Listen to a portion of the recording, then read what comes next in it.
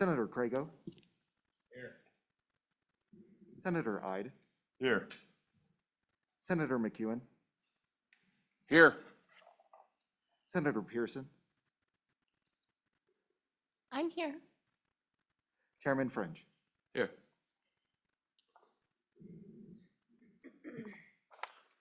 We have a quorum.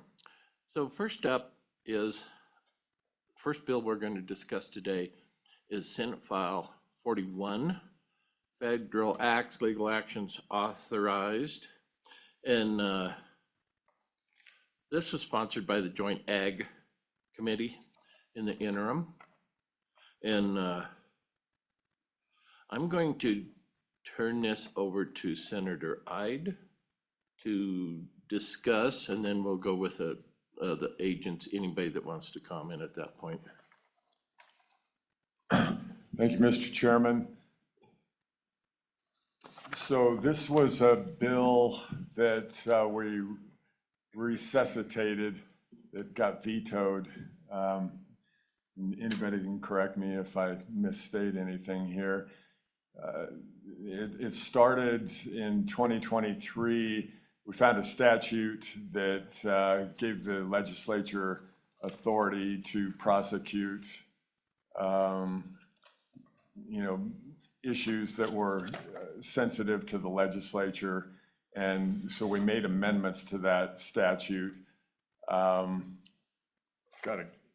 If anybody cares about that statute or wants to look it up, it's 28-114.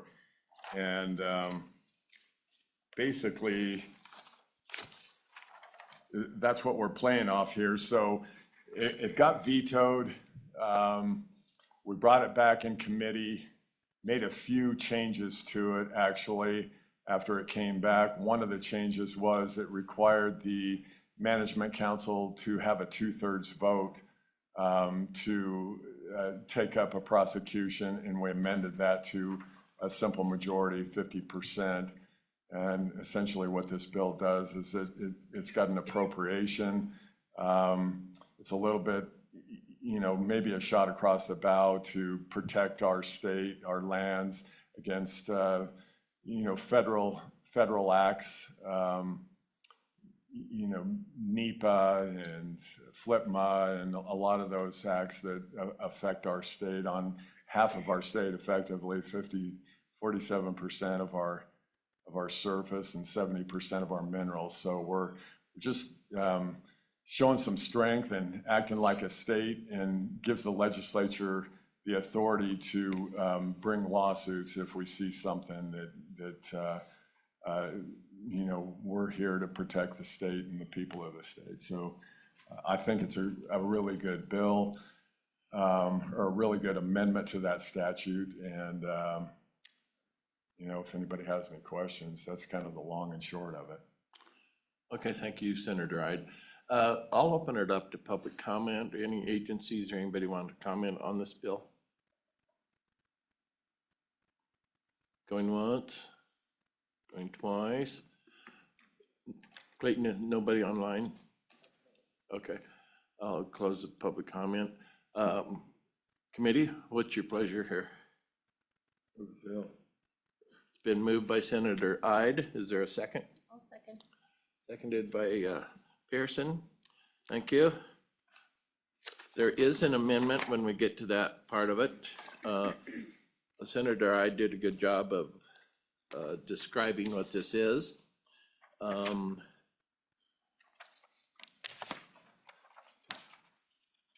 Committee, do you want me to go through it page by page, or what's your pleasure here? Okay, there is an amendment to this by the LSO. This is their proposed amendment. This, page 1, line 6, after providing, delete balance of the line. Page 1, line 7, delete litigation purposes, and insert and appropriation. Over to page 4. Line 8. After section, delete balance of the line. Page 4, lines 9 through 11, delete entirely.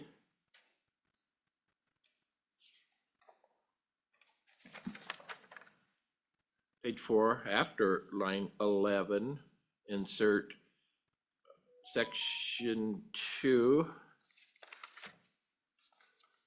There is appropriated $75 million from the general fund to the legislature for litigation purposes as specified in this act.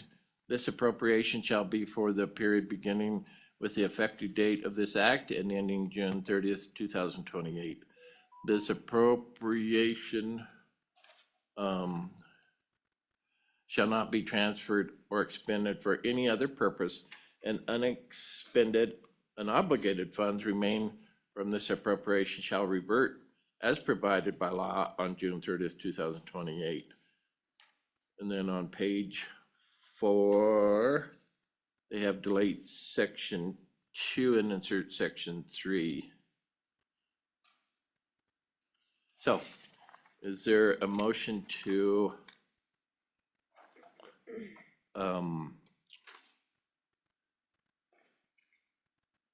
pass this amendment? I move the amendment. Is there a second? Second. It's been moved by Senator McEwen and seconded by Senator Ide. Committee, what's your thoughts on this amendment? Senator Craigo. Thank you, Mr. Chairman. I think it's just sort of a housekeeping amendment to clean up the language. Actually, we're actually appropriating money rather than just transferring money, and fits into the budgeting process better. That's how I'm reading the amendment. I think that's why LSO asked us to pass the amendment and put it in the bill. So in favor of the amendment. Thank you, Mr. Chairman. Any other comment? Those in favor of the amendment, say aye. Aye. Opposed? No. That has passed. Back on the bill, is there any further comments on Senate File 41 as amended? Seeing none, this is roll call, Clayton, correct? This is a roll call vote for Senate File 41. Senator Craigo. Aye. Senator Ide. Aye. Senator McEwen. Aye. Senator Pearson. I think aye. Chairman French. Aye. That is 5 ayes. Okay, thank you, Clayton. All right, next up is Senate File 43, temporary water use agreements amendments. There is an amendment to that. We'll get to that in a bit. Well, no, there's not. I'm sorry.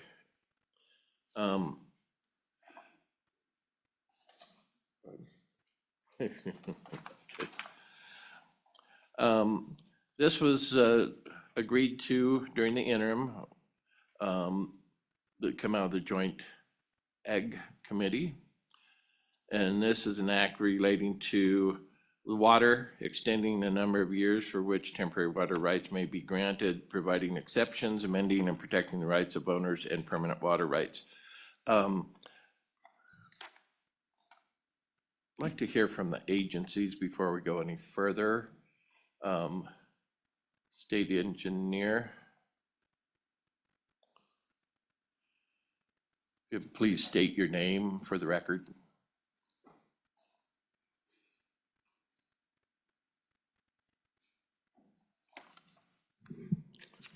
Good morning, Mr. Chairman, members of the committee. My name is Brandon Gebhardt. I'm the state engineer.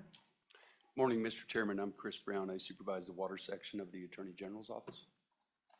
Okay, I believe there's some questions. Well, the committee will have some questions, but could you go over just how this is going to be done? I think the question is, on the junior water rights, securing their, making sure that they're whole. If there's any temporary water use granted by the state engineer, I mean, just how that's gonna play out. I think there needs some reassurance that those senior and junior water rights are not going to be impeded at all. So if you could talk to that, please. Certainly, Mr. Chairman. I passed out this morning, I passed out a memo that we provided to Joint Ag for their June 2024 meeting. And so that kind of led to where we are. But specifically to your point, I think the concerns that I've heard about protecting junior and senior water rights under these changes. So currently, what would happen is if there is an approved temporary water use agreement and somebody claims that it is injuring their right, whether that's a senior water or a senior priority right or a junior priority right, what the current statute requires is that the hydrographer would go out and shut off the temporary use.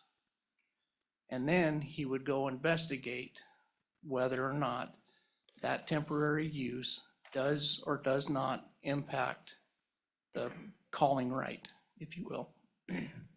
So the process is demand is made, shut it off, then go do an investigation. The changes that are proposed in this would change that on the junior priority calling right side. So you have the senior calling right and a junior calling right.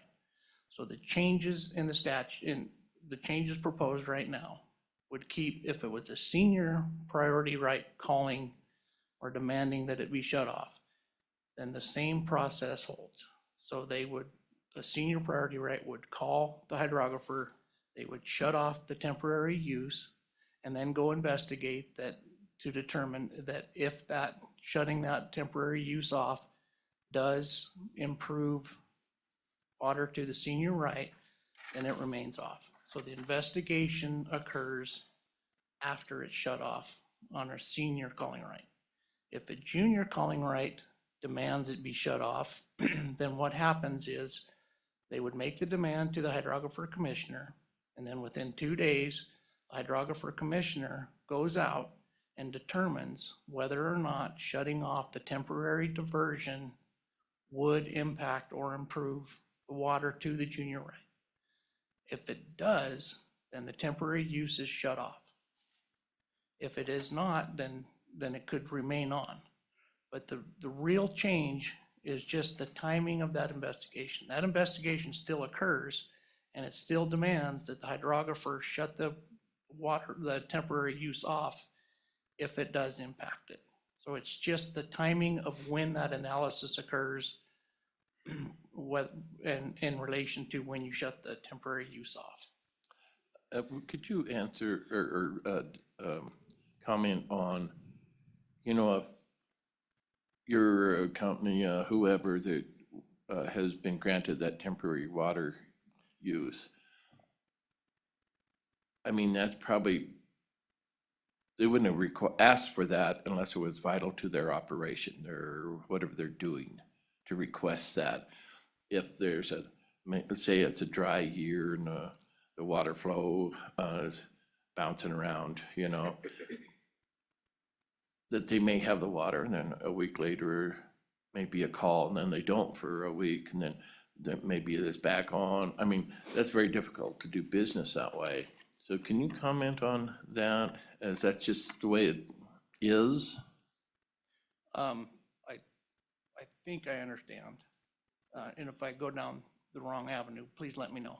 But typically what we see these for is, an example would be an oil and drilling company who has a very temporary purpose. They need water for their drilling operation.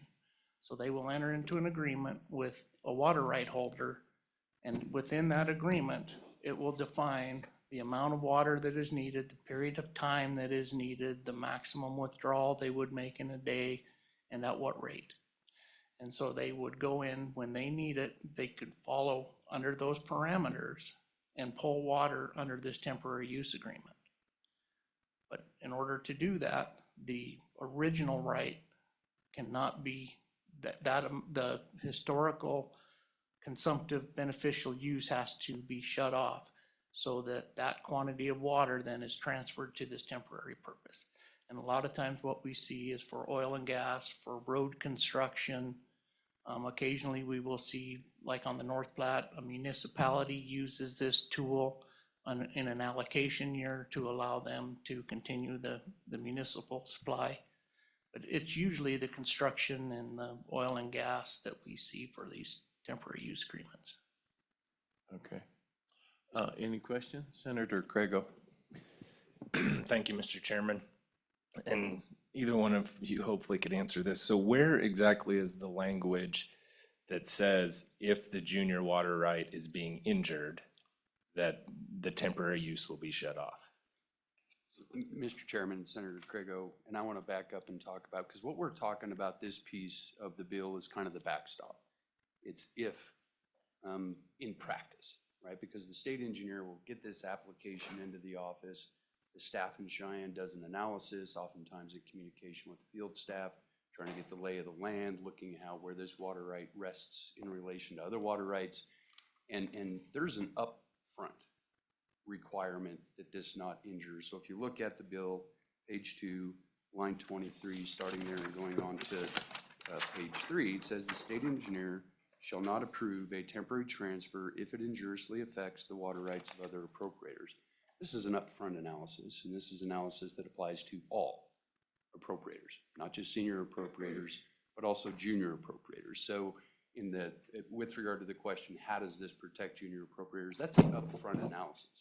But of course, you can't always divine actually what's going to happen on the ground. So there's the backstop, and the backstop is the regulation piece. And so directly answering your question, Senator Craigo, on page 4, it says that,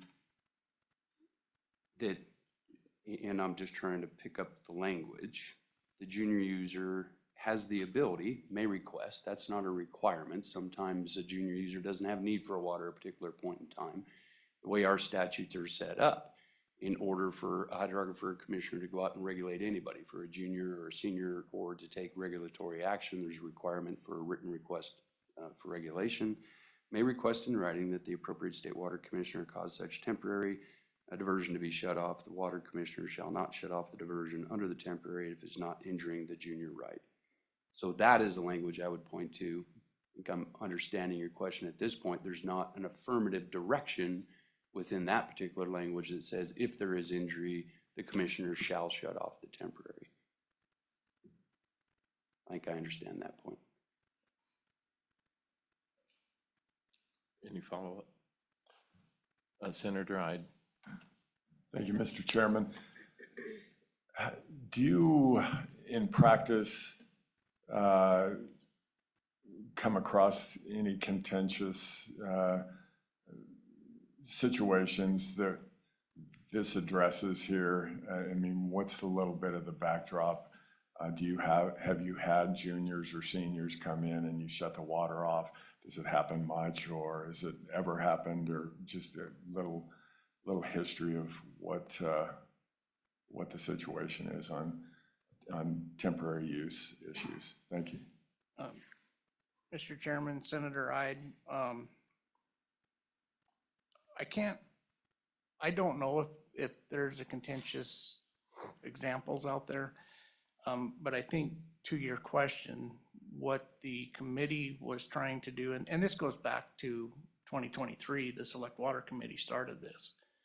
This goes back to wanting to create additional certainty that if somebody were to want to enter into a temporary agreement for their temporary use, that it provides the certainty that they know what they're getting with that, but it also provided the certainty to the underlying water right that it's still going to be protected for this purpose.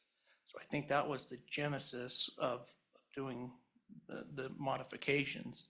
And as part of that, then I think the idea of the junior water right, this is just my perspective, but then the idea of the junior right goes back to the priority of the original right, the theory is should maintain that priority date over a junior right when we enter into these, I think is genesis of it. And Mr. Chairman, Senator Wright, I think, at least in my experience, folks that come out to get a temporary water use do quite a bit of due diligence to make sure that they're gonna get a water right that doesn't result in that conflict.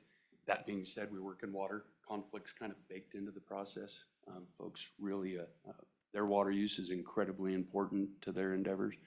But I think, at least in my experience, most of the time, the folks in part of what the state engineer handed out today as a part of attachment 3 kind of describes the temporary uses, the amount of water that we're talking about, which in the context of water use generally is pretty small. But the folks that come out to apply for these temporary water uses are looking for a temporary supply that doesn't result in them getting cut off, right? So they're looking for something that they have some pretty good certainty that that's going to be available to them to avoid that conflict, to avoid getting shut off. Any follow-up? Follow-up, Senator Ide. Thank you, Mr. Chairman, and I might digress here a little bit, but I just have a question, always had the question. Priority water right, if you have an old territorial water right that is still on the books and it was priority, but it, turned into a development and it's really not being used at all anymore. Since I've got all the brain power here, does that just go to the next in time as priority? How do you discern that if you have an old territorial water right and it's not used anymore? Thank you. So, Mr. Chairman, nothing in our statutes requires somebody to divert their water, even if they have a water right.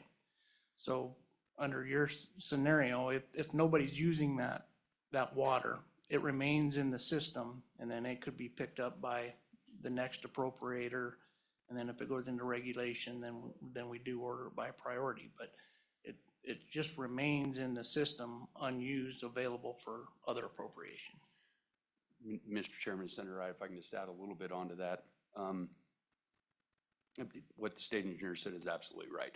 And this is kind of part of what we described as, the state doesn't go out and just regulate a stream based on naked priorities. You have to have the actual need for that water.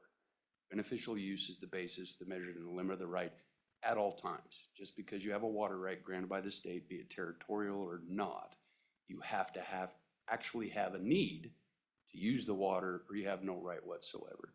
So the state engineer is absolutely right. If you don't have a need for it, you haven't made a request for regulation that water right be satisfied because it's in priority, then it just goes on to the next user, whatever other lawful right is in that particular system. Also point out that there have been some changes recently, and even in the past, where we're trying to make sure that these water rights aren't orphaned through development, through county development, through municipal development, past statutes to make sure that they're disposed of in some way. Because what we see with regard to our municipalities, many of our municipalities, as some of those historically ag grounds, if that water right isn't dealt with, it causes a whole lot of problems with other water users on the system. And so there's processes in place, both in statute and the Board of Control rules, that say if this development is happening, if there's a subdivision at the county level or the municipal level, you have to, as the water right holder, as the landowner where that water right's attached, you have to do something to effectively deal with that water right going into the future. You have to divvy it up amongst the parcels, you have to abandon it, you have to transfer it, you have to do something with it so that we don't end up with what you're talking about, these water rights that are just hanging out there. Senator Craigo. Thank you. Thank you, Mr. Chairman. And I was just wondering if we could ask the agency to walk through the first part of the bill a little bit, just because we have a few new members on the committee, and explain what that part of the bill is also doing. Certainly. And somewhat described for future use, is somewhat described in the memo that we handed out. So on page 1, I think one of the first things, one of the concerns that Select Water was trying to address back in 2023 was the confusion as to what can I use this statute for? And originally, the title of 43-110 was the right to acquire temporary water rights for highway or railroad bed construction or repair, application, restriction, and fees. So the thought of the committee at the time, as I understood it, was that that title was confusing and limiting, restrictive. So that was the first change that they made. They renamed the title of the statute. Then on to page 2, currently, each of these agreements, these temporary water use agreements, has a maximum time frame of 2 years. They don't have to use 2 years, but it is a maximum of 2 years. And so back to the trying to address the certainty of these, we heard a lot of testimony of maybe that should be longer. And so on page 2, we heard 5, 10 years. So on page 2, the decision was made to change it to a 5 year. So one agreement lasts for 5 years now. The next part of the bill then strikes some of the language that they thought was confusing and people would assume would be restrictive, and then just changed all of that language to temporary beneficial purposes, which was in the original piece, but they stripped out the list of the railroad bed, highway construction, those things. The other thing, we heard a lot of discussion on the concern that this would allow a temporary, or the temporary water use agreement would allow an in-stream flow. That is not the case. Historically, has never been interpreted that way. We have an AG opinion.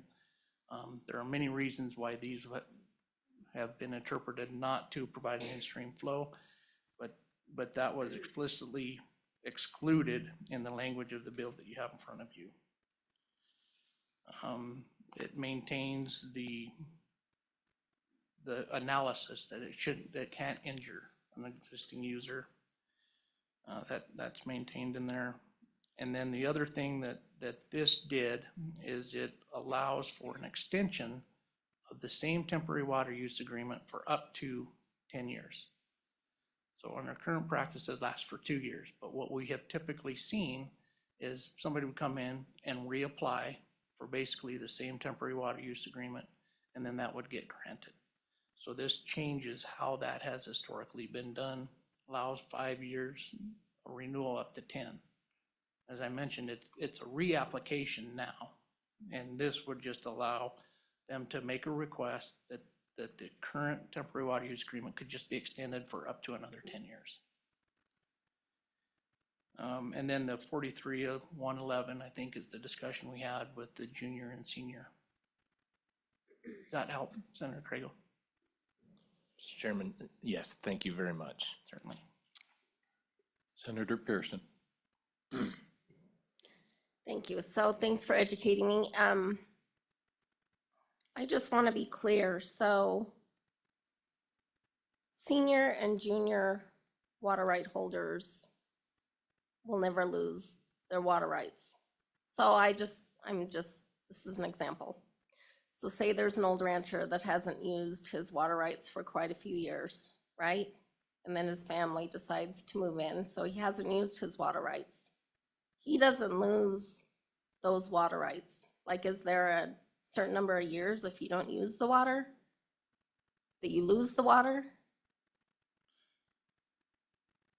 I'm just curious. You're educating me. I just want to be sure that the water rights that go with the land are protected. Like if a family member were to come in later and want to use those water rights later, that is permissible and they still have that.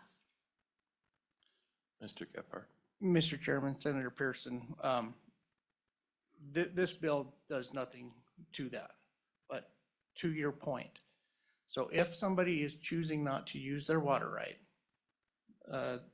after a 5-year period, there is the potential, there are two methods in which a water right could be abandoned.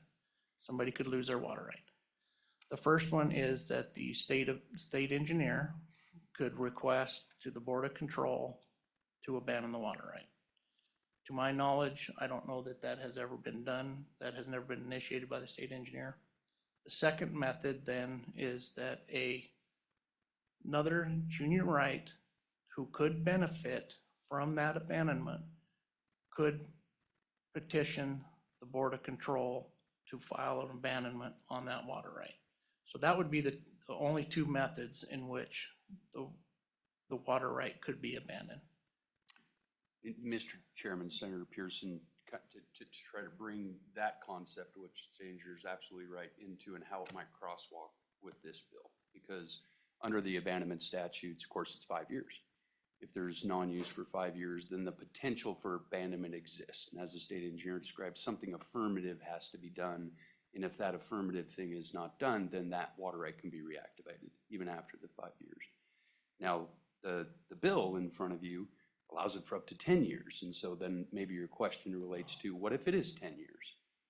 Is this right going to be subject to abandonment? You don't have the whole statute in front of you. All you have in front of you is what's being changed. And if you look at 41.3.110, there's a subsection B. And subsection B, and I don't have it in front of me either, but it essentially says that if it's subject to one of these temporaries, it's not subject to abandonment. It's protected if it's subject to one of these temporary water use agreements. And Mr. Chairman, I would just add on that one thing that is kind of lost in all of this. When somebody entered into these agreements, the water that they could lease has to have been historically consumptively used. So say over the last 5 years, it has to have been used, and it's only the consumptive portion of that use that could be transferred to under this agreement. So even if you have a water right, if you have not been historically using it, you're not eligible to enter into this agreement. So, anybody out there that has those senior water rights or whatever, it would be smart to put it out on the pasture every once in a while. So there is not a question, so you can't be challenged by whoever. Yeah. I was just going to say, Mr. Chairman, absolutely, it's best to use your water right. Yeah. Right. The Senator Ide. Thank you, Mr. Chairman, and yeah, we're getting a little off subject, but it's Yeah. bringing up a lot of questions here as well. Might as well, if you don't mind, Mr. Chairman, ask it. How is that 5 years policed through the state on whether they're using that water or not? Thank you, Mr. Chairman. Mr. Chairman, Senator Ide, that goes through the Board of Control. Any abandonment procedure goes through the Board of Control. And then if something affirmative is brought to them, then they will do an analysis. And a lot of times we use remote sensing. You can use petitions that somebody witnesses this being used. But there is an extensive analysis. And they are long drawn out processes. They're not easy to do. But there is an extensive analysis to prove that that had not been irrigated or that water had not been used over time. Mr. Chairman and Senator Ide, I want to just add a little bit. In the state engineer kind of identified when, right? When does it become a question? When are we actually asking the question, should this water right be abandoned? And that's only if a junior user who would benefit from the abandonment brings the action. Under that statute, the junior user has the burden of proof to show that that water has not been used for the statutory period. And the law generally is abandonments are disfavored. And so the proof has to be clear that that water has not been used for the statutory period. And it's the burden of the junior user to prove that up. These are all good questions. We probably should get back on the bill, but very informative. Senator Craigo, did you have a question? Okay. Anybody got a question? Mr. Gephardt, any further comments at this time? Mr. Chairman, as we've been sitting here, Chris brought up an idea that might address Senator Craigo's concern.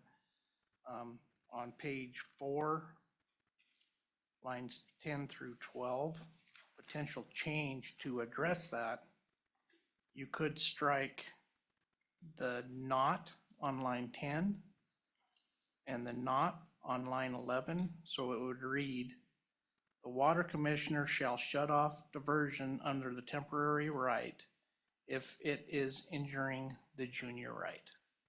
And maybe that would address, I think, what Senator Craigo was concerned with. Just a suggestion. Senator Craigo. Thank you, Mr. Chairman. I mean, I think it does substantially. It just changes the timing of the decision, correct? So if you're a senior water right, you can ask for the transfer to be shut off immediately while we do the investigation. This language creates a separate procedure or protocol if you're the junior right, which would say, yes, we'll shut it off, but only after we do the investigation, the water could continue to run. Mr. Chairman, Senator Craigo, that's correct. Any other questions at this time? You're off the hook for the moment. Stay in the room if you would, please. Certainly, Mr. Chairman, thank you. Any other public comment? Mr. Moline.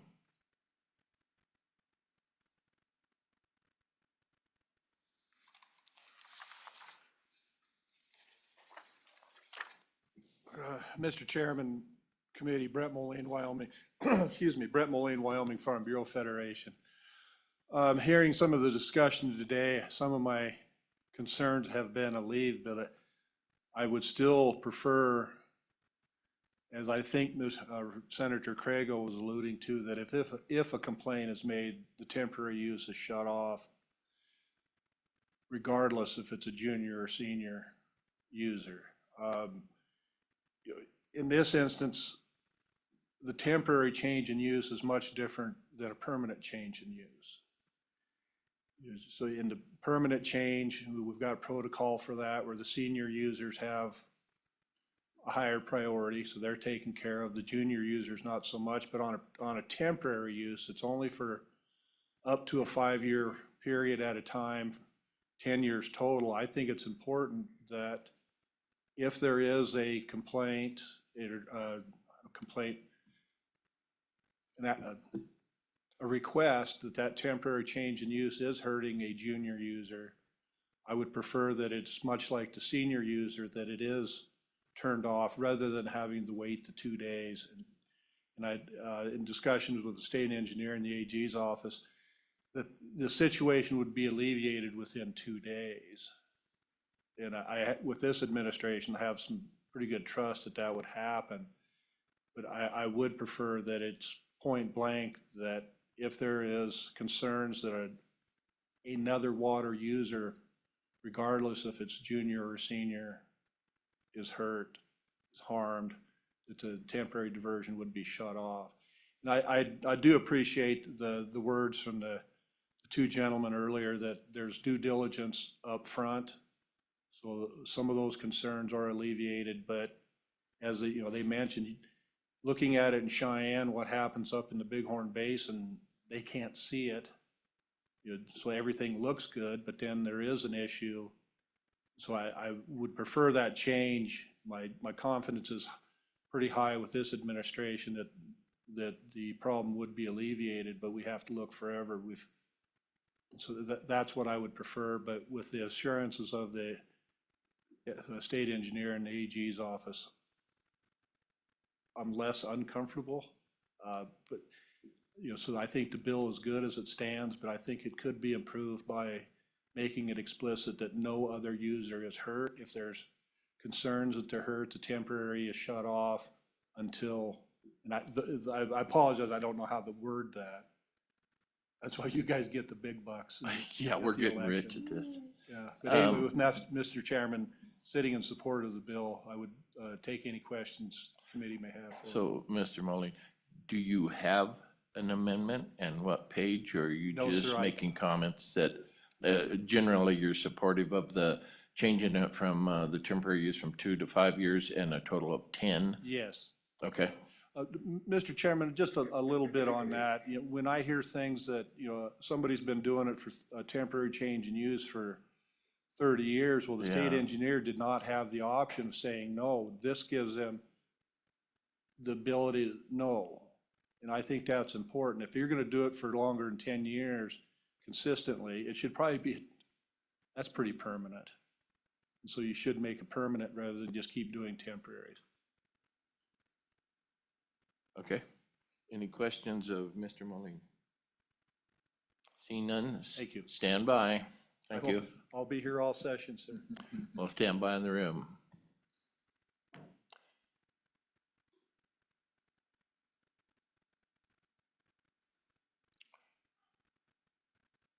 Mr. Kennedy, if you'd state your name, rank and serial number, please. Mr. Chairman, Keith Kennedy for Wyoming Association of Irrigation Districts. We certainly support the bill, and our one concern that we had, there was some discussion during the interim about whether following the 10 years of a temporary use, it should be required that it reverts to its permanent use for a period of time. And we would support that change. I don't have language for that, but there was some discussion as to whether that should be at least half of the time that the temporary use existed. And we would support that, the amount of time. And the idea there is that we wouldn't go from a certain temporary use to a different temporary use with the same water right. And with that, I'd welcome any questions. I apologize, I don't have any language, and I'm not certain that I know how to craft that either. Well, this going from 2 to 5 years and only can apply one more time for a total of 10.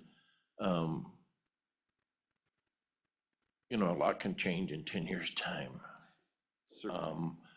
That, you know, the joint committee, that's what they wanted.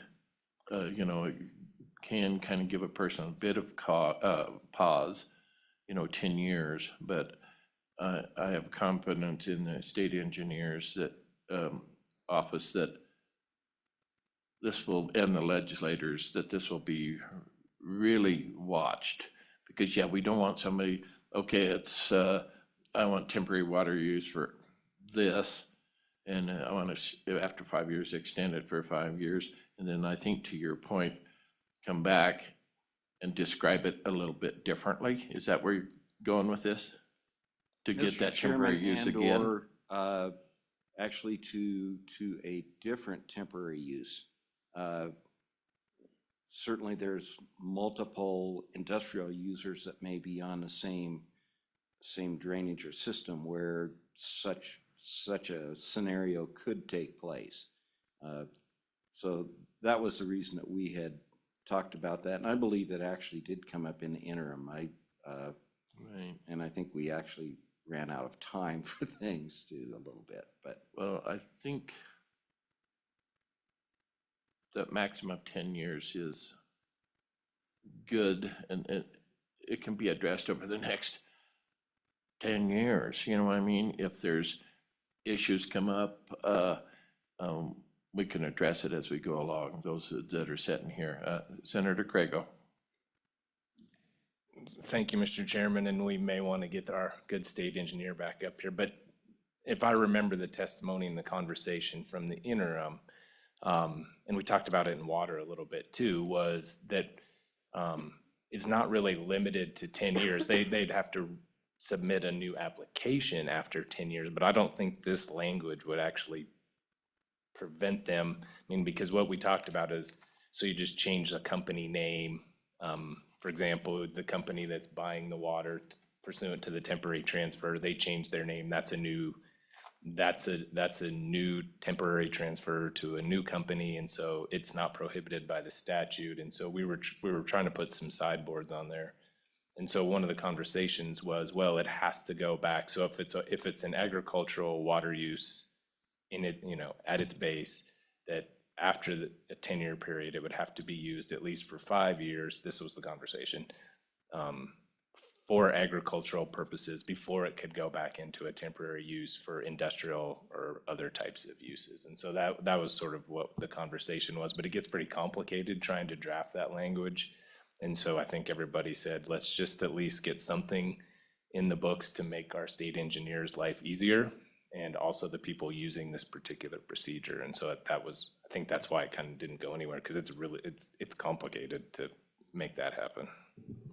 Yeah, and that's kind of where I was going with it. I think over the next 10 years, each year that goes by, we'll be talking with the state engineer and those that are making these decisions, and we could tweak it as we go along. Or next year, the joint ag interim committee can, if there's any issues that arise, because I think everybody's good at this point with the wording. Anyway, thank you. Thank you, Mr. Chairman. Any further public comment? State your name, please, for the record.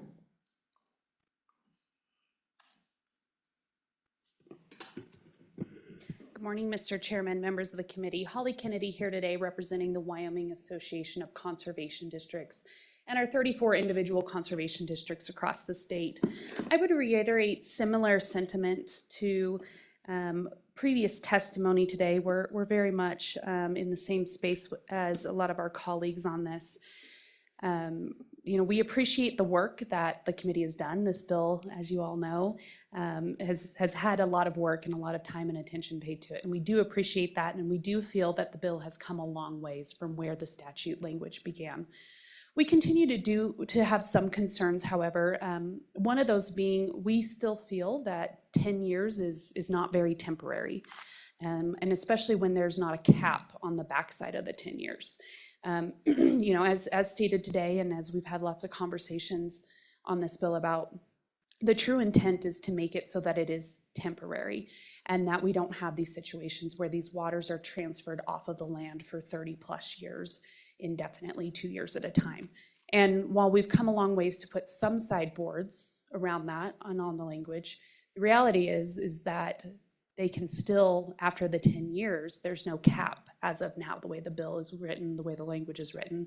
They can take a year off and then come back and apply under the same name. There's nothing prohibiting that. They can come back under a different name.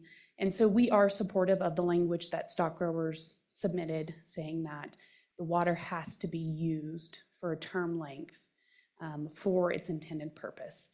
And one of our primary concerns in this bill, the proposed language from the stock growers that they submitted over the interim speaks to that, is that we're concerned about the changes to the landscape, the changes to the water table, the changes to the patterns of wildlife use, the changes to the patterns of livestock use.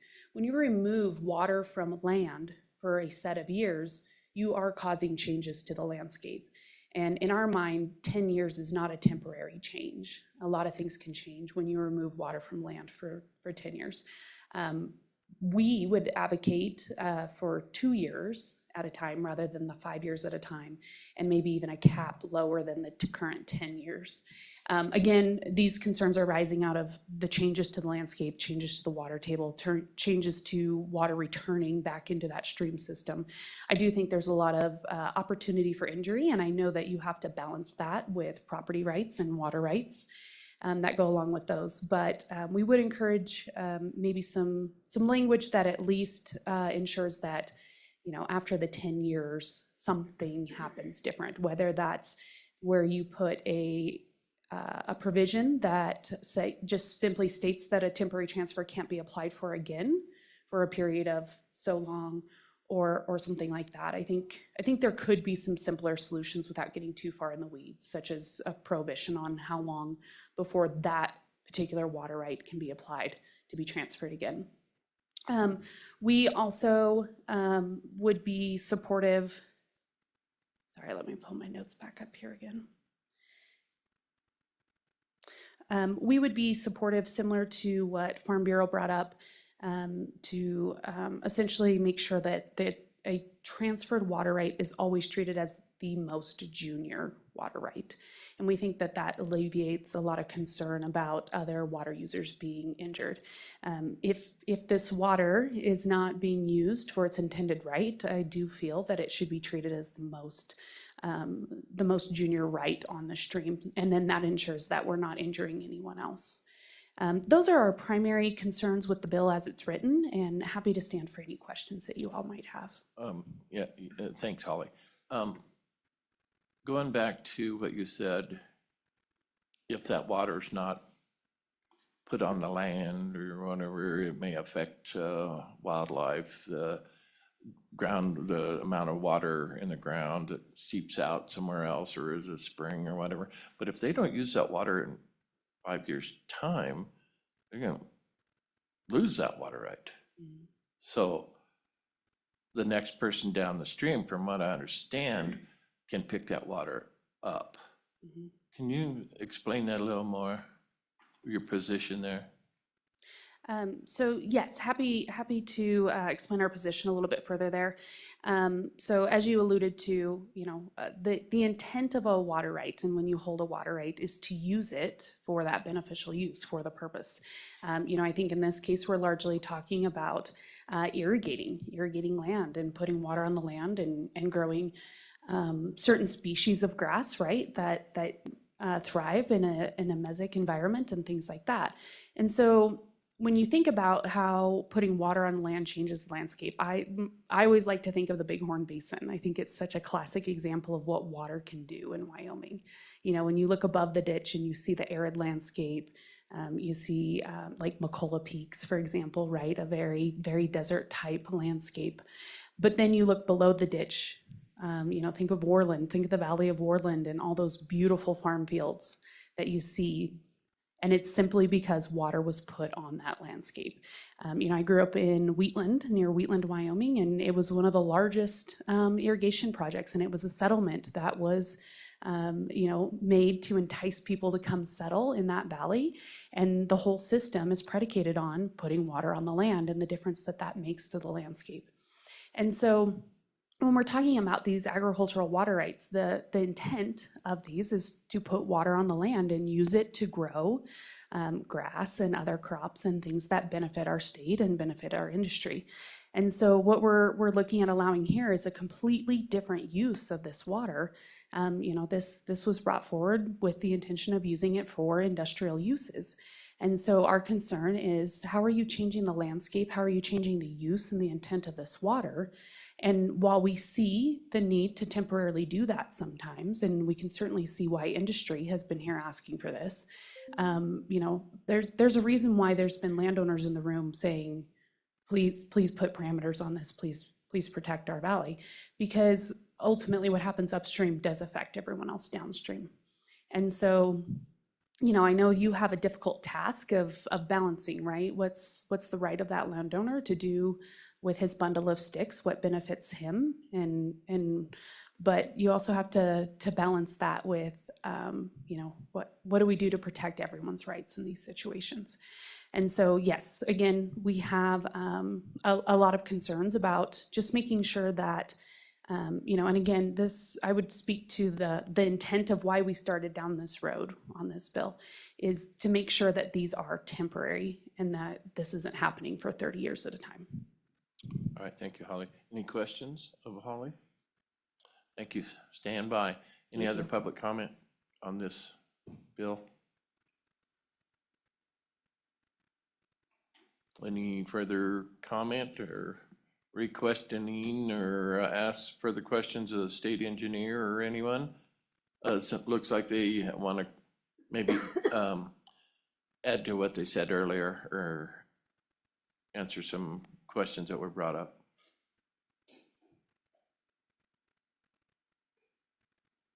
Thank you, Mr. Chairman, for letting us come back up. Again, Brandon Gebhardt, State Engineer, with Chris Brown from the Attorney General's Office. We thought we'd provide a little color to some of the comments. Couple that I noted, I think one of the first ones in regards to extensions and how long. Ken was right, that discussion did come up. There was a lot of discussion on that. And I'll point to what the committee decided at that time to address that is on page 3 of the bill, the last half of line 7 and 8. This was added in during the interim, that the extension for the same purpose and place of use as a previous temporary transfer. So that's how they addressed that in the committee. I thought I'd just point that out. The other comment that I want to bring up that makes your guys' job harder, Thank you. some of what we heard, the reason why people are wanting to do this is on the Platte River, for example, and then the potential for curtailment under the Colorado River. They wanted a tool that they could use on a temporary basis that wouldn't be a buy and dry. So they wouldn't be forced to go buy agricultural lands, dry it up for their purposes. They wanted this temporary thing. And I think the mindset behind that is that it wouldn't be used every year for these types of examples. It would only be needed during curtailment or on the North Platte, in the situation of an allocation year when there's a call on their junior use. So that was kind of the intent of a lot of the discussion, to bring that up. And then Holly made a comment about why do people enter into these? They can go out and get a current day water right to satisfy their temporary purpose. The reason they're doing this is because they want that senior priority, so they have the certainty that that water is available for their use. And so I think that was just a comment to one of the other comments that I'd have. And Chris, did anything to add? Could you, I just thought of this, what happens like on a temporary water use thing if there's a call on the river, like Nebraska makes a call on the river? The senior and junior water rights are protected, but what about this? Can you address that? Mr. Chairman, and I'll do my best, and it's kind of hard to generalize when we're talking about, interstate obligations, because we have 7 compacts and 3 decrees that dictate the kind of how we share our interstate waters with our downstream neighbors. And so it really depends on the particular compact or decree that you're dealing with. So let me just pick out a couple. Talked about, and the state engineer talked about the North Platte decree and maybe the Colorado River. So with regard to the North Platte decree, we've got the 2001 modified decree, and there's a process baked in there, and it's called an allocation year, and it's an automatic process based on projected supply and existing storage. And based on that calculation, you would have an automatic call is made. And so how that would affect a temporary really depends upon the priority date of the temporary. And this goes back to the very thoughtful testimony from the conservation districts. If it's the most junior, then it's really not going to do the temporary user any good, because we have many systems in our state that are completely appropriated. So anyway, back to the interstate example, what we see, I think, on the North Platte, depending upon the nature of the temporary use, if they want to guarantee whoever the temporary user is, oil and gas, right? And for highway construction and development, we're typically talking about small amounts of water as well. But if they want to guarantee that they've got a water resource, they're going to go seek a pre-1904 water right, because that's the date. That's the call date on the North Platte for the period of time that a call is in place. The North Platte's kind of unique because you got a 4-month period that you have to pay attention to. One thing that is consistent with all our compacts and decrees is there's generally different treatment for rights that existed prior to the compact and rights that exist after the compact. If you have a water right that pre-exists the compact or the decree, it's more protected. It is generally not subject to regulation under that interstate agreement. So on the Colorado River, for example, if we ever are, and I'm not saying it's ever going to happen, but if we are ever subject to a curtailment, we have to turn off our post-compact use in any measure to satisfy our downstream obligation under the Colorado River compacts. We're never going to turn off a pre-compact right. any right that predates the 1922 compact. So these junior users in that system, who are generally junior to that compact, are seeking the pre-compact rights. Because if they had just a present-day priority, which they already have, and they have water to satisfy it, but if they just sought a present-day priority, or if they sought a temporary transfer of a right that's junior to the compact, it does them no good. The certainty that they're seeking relates to that priority date, relates to the fact that it will not be turned off due to our obligations under those interstate agreements or the interstate decrees. Any further questions? Anybody think of? All right, thank you so much. Is there any further public comment? Anybody online, Clayton? Any further comment? Okay, public comment period is over. Committee, what's your preference on this bill? Anybody want to move the bill, or? I'll move the bill. Moved by Senator Ide. Is there a second? I'll second. Seconded by Senator McEwen. Okay. The only thing, as we go through here, the only change that was brought up, and I don't know if we need to do an amendment, was page 4 at the end on line 10 and on line 11, that it was suggested to take the word, delete the word not on both of those. So is that? Mr. Chairman, Senator McEwen. I will propose that amendment. On page 4, line 10 and line 11, strike the word not. Okay, it's been proposed to strike the word not as an amendment by Senator McEwen. Is there a second to that? Second. Seconded by Senator Ide. Those in favor say aye. Can we discuss that real quick? Oh, all right, discussion on that? Sorry, Senator Craigo. Thank you, Mr. Chairman. So that, I don't mind that amendment, but I have another one that I'd prefer to make, which is to just strike all of that language regarding, and I can explain that if we want to vote on this amendment first, and if it passes, great, I'll still bring my amendment. But the reason being is I think junior and senior should be treated identically in this particular part of the water law, and I don't want to go and mess with what we've been historically doing for a long time. And I'm just a little bit leery about separating those out, which if we just cut off the last page and a half of the bill, that's what will happen. We'll just stick with what current law is on how we treat priority related to temporary transfers in relation to junior and senior water users. So before we, Mr. Chairman, yes, sir. I'll withdraw the amendment.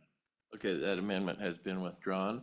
Senator Craigo, what's your, from what line, what page onward is your amendment? Yes, Mr. Chairman. So it would be beginning on line 11, page 3. Line 11, page 3. Through line 12, well, we'll say line 13, page 4. And it would just be to strike all of that language out of the bill. And what essentially will that do, Senator? Mr. Chairman, that will just keep the current language within the statute in 41.3.111, and it will treat junior and senior water users exactly the same. They'll still have the same right to request that the temporary water use be shut off pending the investigation. And so the same law, the same procedure would apply to both of them. And I've explained this before in our previous meetings, that I'm just worried about our junior ag users losing out to an industrial use. And so I just want to protect those agricultural uses for water. And that would not affect the going from 2 years to 5 years and one extension for a total of 10 years? It would not. We would still move forward with that part of the bill, which I am supportive of. I don't like the differentiation between junior and senior water rights when it comes to how we're going to treat them if there's a question on availability or injury to water rights. Okay, it's been proposed by Senator Crago to, on page 3, line 11, through page 4, line 13, to delete that. Is there a second to that? I'll second that. Seconded by Senator Ide. Any discussion on that? Senator Ide? Thank you, Mr. Chairman. And Senator Crago, I agree with the premise of keeping the junior and the senior on the same playing field effectively on a temporary use. Unless I'm missing something, I think it's a good amendment. Thank you, Mr. Chairman. Okay, further comment on it? Okay, those in favor, say aye. Aye. Those opposed, no. Okay, that amendment has passed. Is there any other amendments to this bill? Senate File 43. Seeing none, this is a roll call for Senate File 43 as amended. Senator Crago, Aye. Senator Ide, Aye. Senator McEwen, Aye. Senator Pearson, Aye. Chairman French. Aye. That is 5 ayes.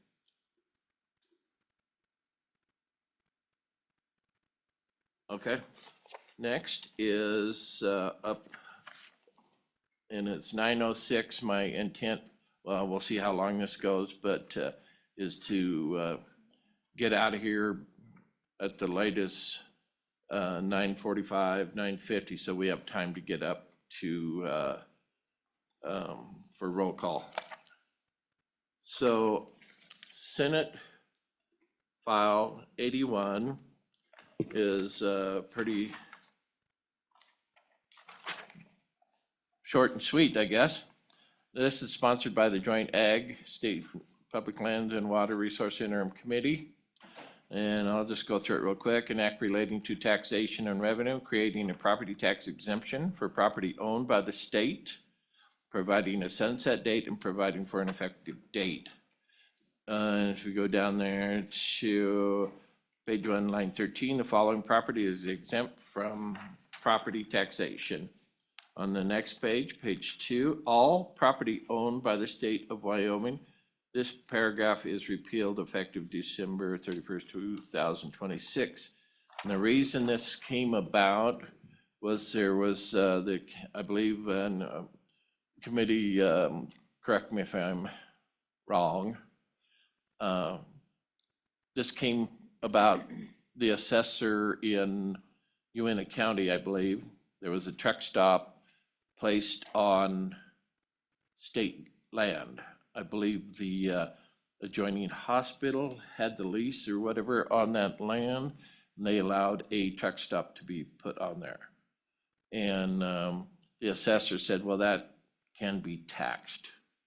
So this come about, it's like, well, geez, should state land be paying property tax? So that's kind of where this came from.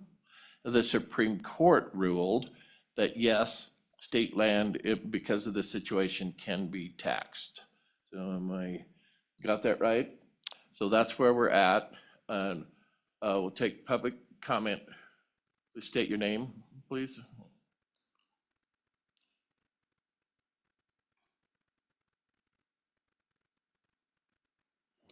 Thank you, Mr. Chairman. I'm Ken Giel. I'm the administrator of the Property Tax Division for the Department of Revenue. Mr. Chairman, yeah, you summed up the finding from the Wyoming Supreme Court very well. On October 9th, the Wyoming Supreme Court ruled on that Uintah, State of Wyoming versus the Uintah County Assessor case. In that, they found that a truck stop parking lot was not a governmental purpose. Remember, in the Constitution that changed in 1955, the voters voted to change the language there that state land or governmental owned property is not taxable or is taxable if not used for a governmental purpose. So I did quite a bit of research of that language at that time back in the 50s, 54 interim session. There was a lot of talk of getting rid of exemptions statewide at that point in time, being veterans exemptions, governmental exemptions, things like that. There were a lot of exemptions on the books. So the legislature, the Ways and Means Committee at that time, looked to get rid of a lot of those exemptions. So not only did the court decide that that truck stop, that land owned by the state, leased by the truck stop was taxable, they also mentioned state grazing land. And in that finding, they said, yes, that is taxable. They did offer one solution, though. The legislature can solve that if they choose to make it exempt. That's basically what this bill does. It makes all state property exempt. So the truck stop land that's being leased by the truck stop would now not be taxable, along with grazing land would not be taxable. Knowing that property is valued on January 1st of every year, we knew that when this finding came out in October of 2024, that's taxable January 1, 2025. So we worked with state lands to identify these leases. Statewide, we used GIS. I think we've come up with a good plan. Should it not be exempt, should it be the will of the body not to exempt these properties, a way to go forward and tax these properties for January, as of January 1st, 2025. So we have a way of doing that in the statewide CAMA system, so it can be done.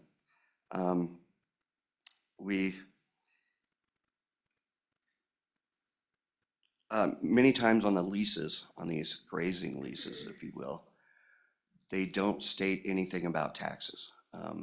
It's been a question for a lot of years, honestly. I'm a former county assessor. There's nothing in the statute that really exempts these state lands from taxation when they're being leased and not used for a governmental purpose. So many times these leases, they don't state that anything about the taxes being paid by the lessee. Now, in commercial leases, state land being used for commercial purposes, a lot of times that is in there. But in these grazing leases, it is not in there. So something that I think the state lands could comment to for sure. I do believe that we can do this for January 1st, 2025 and go ahead and value these properties. If you'll notice on the fiscal note, it will cost the state of Wyoming about $3 million to pay the taxes on these leased grazing parcels.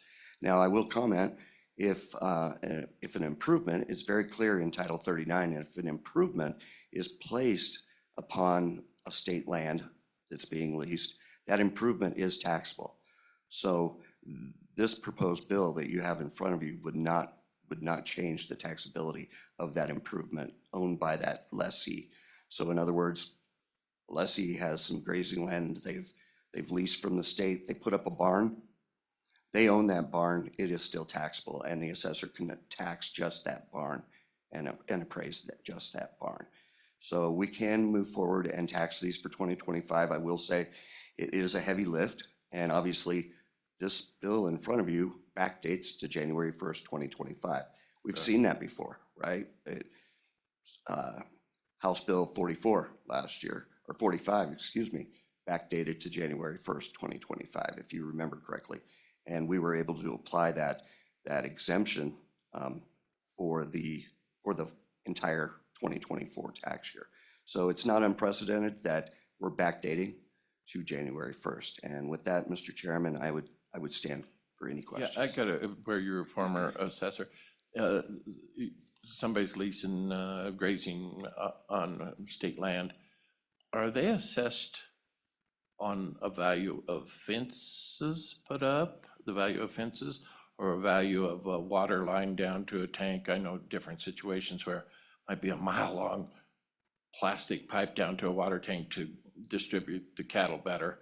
Are those types of things taxed? Mr. Chairman, that's a great question. Currently, until this case, assessors have kind of just left state lands alone. They've just made them exempt, whether they're being leased or not being leased. So you said if there's a shed on there, or a barn, that would be taxable to the but lessee, the other Mr. Chairman. isn't. The fencing, typically in agricultural property, in our agricultural valuation, fencing for grazing land is included in that price per acre Oh, okay, for a alright. private industry. Okay, Senator Craigo. Thank you, Mr. Chairman. So, and I don't know why I didn't think of this earlier when working this bill, but it occurred to me when I was thinking about getting ready for today.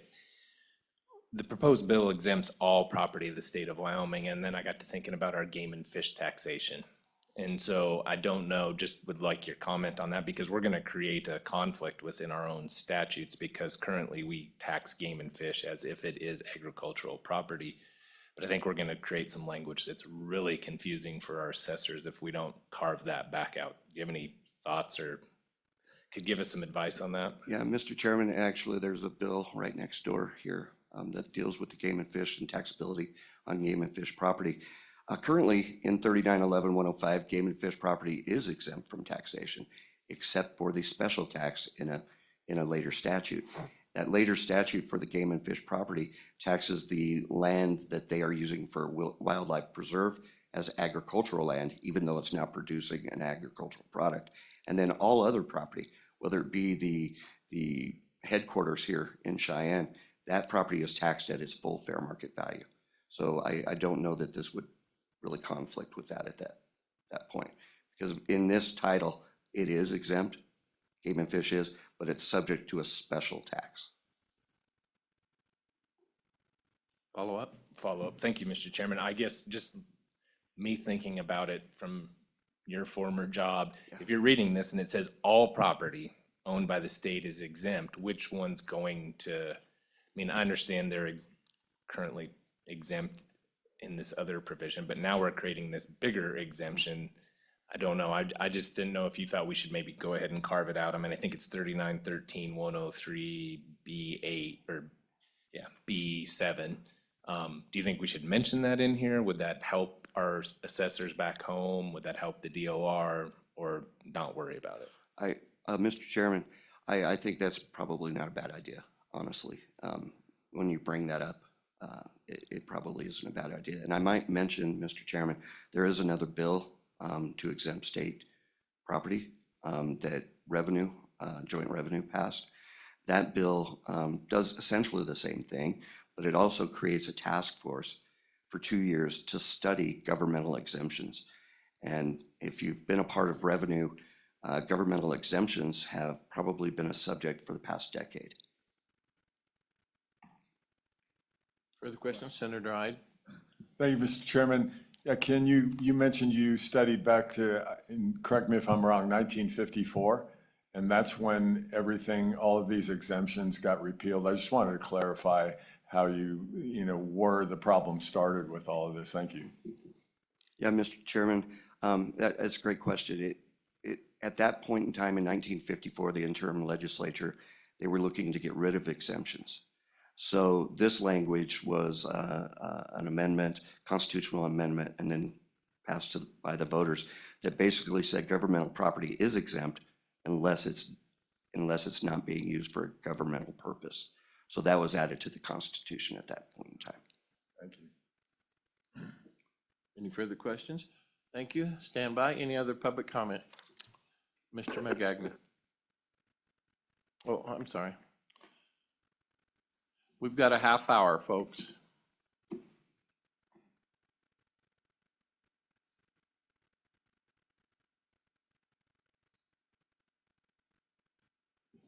Thank you, Mr. Chairman. Jim McGagnon with Wyoming Stockbrokers Association. Just a couple of things to add to the importance of moving this forward.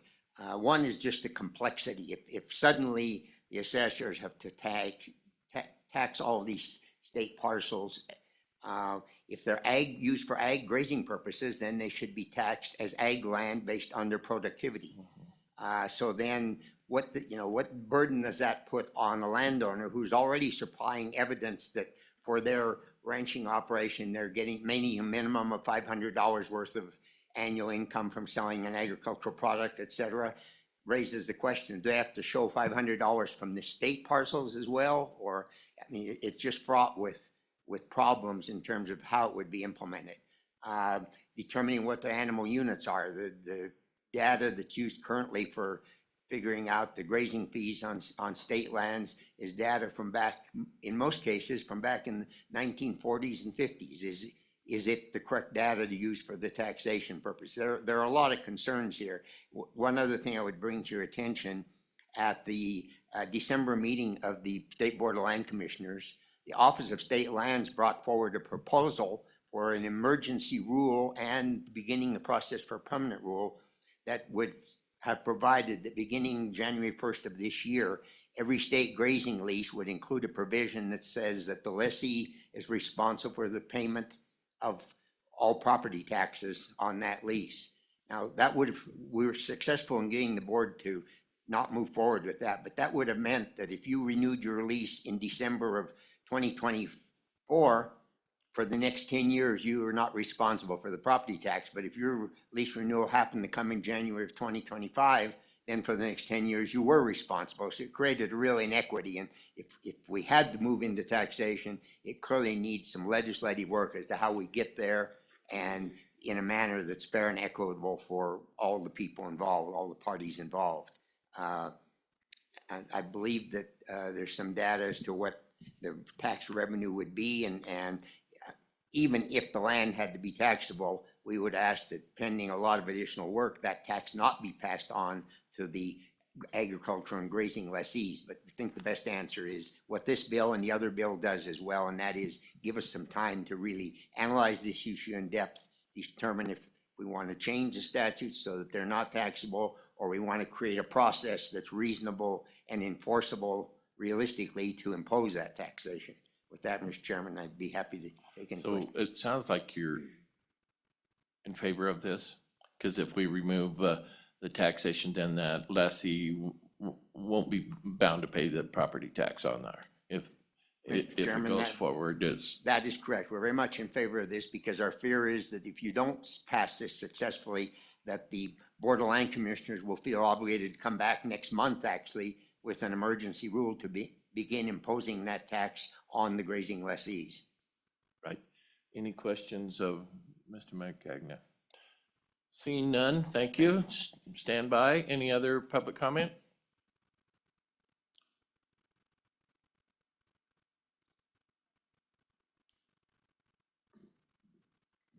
Good morning, Mr. Chairman, committee members. Tara Berg, Fremont County Assessor. I'm here today representing the County Commissioners Association.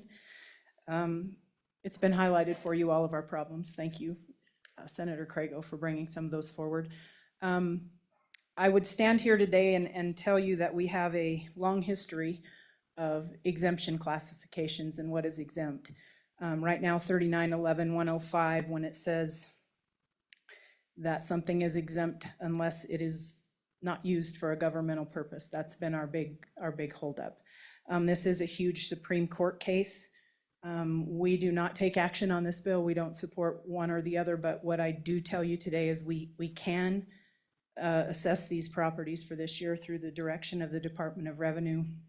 They would be valued as agricultural land at a productive value.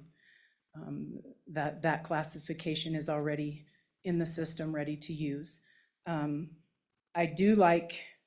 We do like the fact that there, in the other bill, there could be a study done on some exemptions. So, like I said, not in support or against. We stand ready to administer this. Whatever you guys decide, that will be fine. We could administer it this year, but I do believe there's a lot of cleanup questions and what it will do conflicting with 3911-105, all state properties exempt. We're still gonna have the caveat that says used for a governmental purpose. Okay, thank you. Any questions? Seeing none, thank you. Any other public comment? We've got about 20 minutes.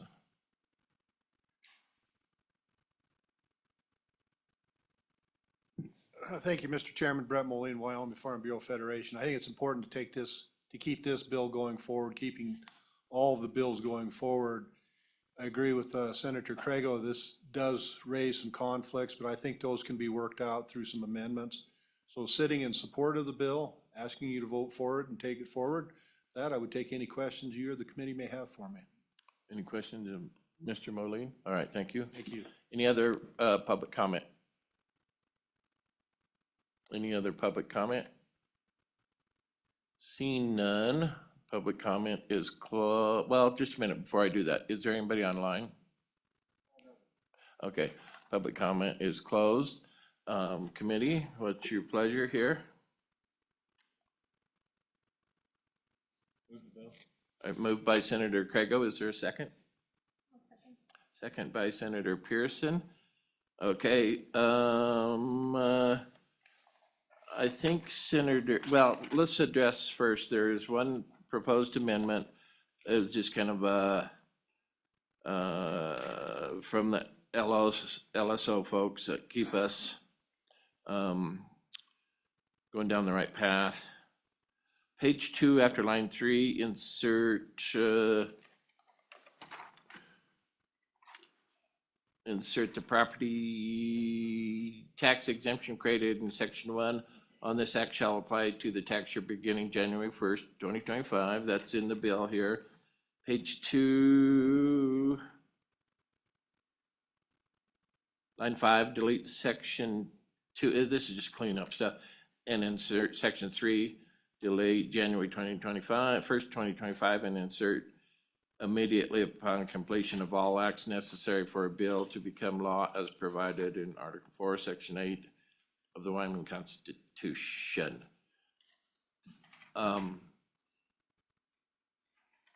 Anybody want to move that? Moved by Senator Craigo. Is there a second on this amendment? Seconded by Senator Ide. Further discussion on that? Seeing none, those in favor say aye. Opposed? No? That has passed.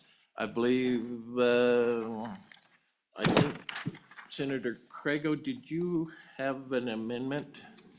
Mr. Chairman, I do, but I think I might wait and maybe I'll get with the department and some of our good assessors and make sure I have all of our bases covered. I was just thinking about game and fish in particular, but I think there's also some others in section 105 that we may want to cover, or create some additional language within this bill that says, this is our intent, right? So we're creating a carve out of the general exemption, but we're also putting some things back in. I may just work with them and so that we're not missing something. And later on the floor. or yes, sir, whatever. I can bring it on first or second or third reading and we can deal with it then. And it may depend on what, this bill may not move forward if we decide to use the revenue bill, or all that may have a factor in what we decide to do. If that's okay with the chairman, I might just wait. Yeah, that's fine. Any other comments? Seeing none, roll call on this. Senate File 81. Senator Craigo, I'm sorry, as amended. Senator Ide, Aye. Senator McEwen, Aye. Senator Pearson, Aye. Chairman French. Aye. That is 5 ayes. See no other business that come before us.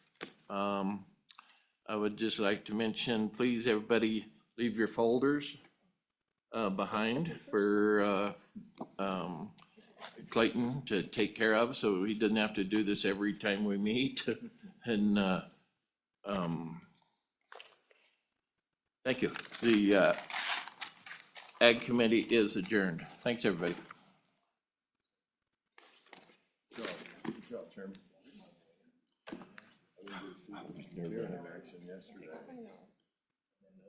Oh, there was fur. Was there some fur? Yeah, they have.